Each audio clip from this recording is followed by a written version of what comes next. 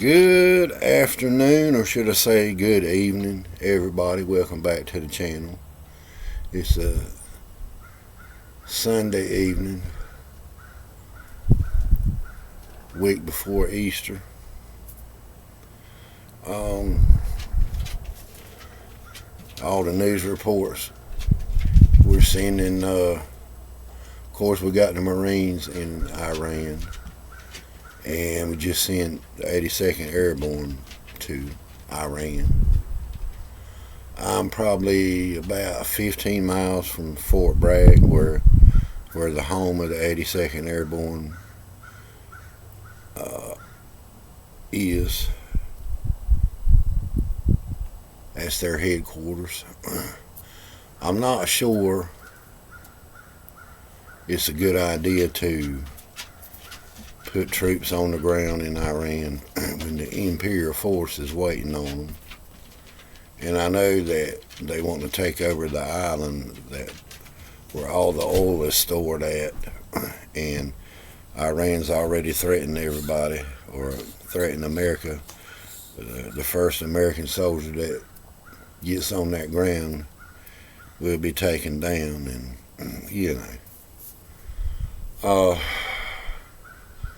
I kind of feel that Israel started the war, and Israel probably will end the war. And I'll talk about that in a few minutes. And we as America went along to help them. We did a lot of damage. And we're there on the pretense of gathering up the materials to keep them from making nuclear weapons, if you will. But I truly think that Iran has some things hid for the last minute. I think that they've got more than what they're saying.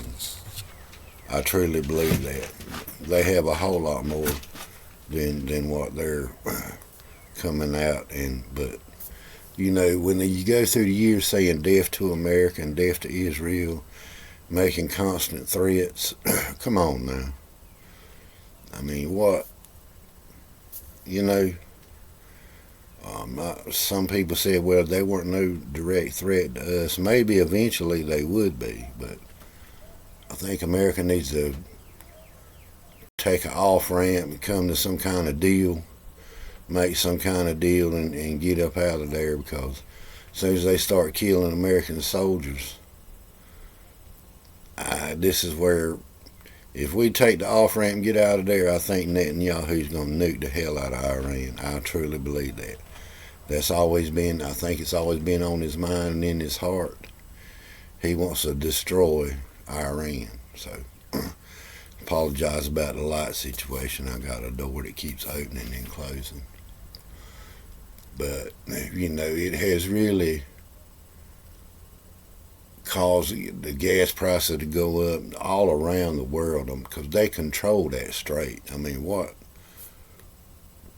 They got all the cards in their hand, basically. If you look at it, they control that strait either way. The only way you're going to get rid of them is you're going to have to nuke them. You are going to have to nuke them. Let me open that door so I got some light. You're going to have to nuke them, and that's that. Because they're not going to stop. They're evil people, Islamists, they're evil. They're trying to take over everything anyway. So it's a tough situation, because we don't know how to fight over there. We don't know the terrain. We don't know what's waiting for us. And all we can do is react. But on the homeland, we can't keep peace in the homeland with all these paid protesters and mess going on. And I know they're paid. They're not going to do it for nothing. George Soros, boy, he's wasting all his fortune paying these darn protesters, all because they don't like Donald Trump. It don't matter who runs the darn country or who the president is. So, because the military-industrial complex has a lot to do with us going to war and not being in war. Because they don't make no money unless we at war. That's something to think about. Think about that. The only time they make any money is if we're at war with somebody. But I don't like the war. I don't like being in a war with somebody. I kind of understand both sides, but it is what it is, and we got to do what we got to do.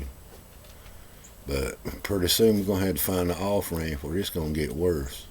We're going to get caught in the escalation part of it. You know, should have went over there and totally obliterated it. That's what should have been done, because if we don't do it, I think Netanyahu's going to do it. It's just a matter of time. So, all right, man. Y'all like what you see in here? Hit like and subscribe, man. That's just my 2 cents worth of it. You know, so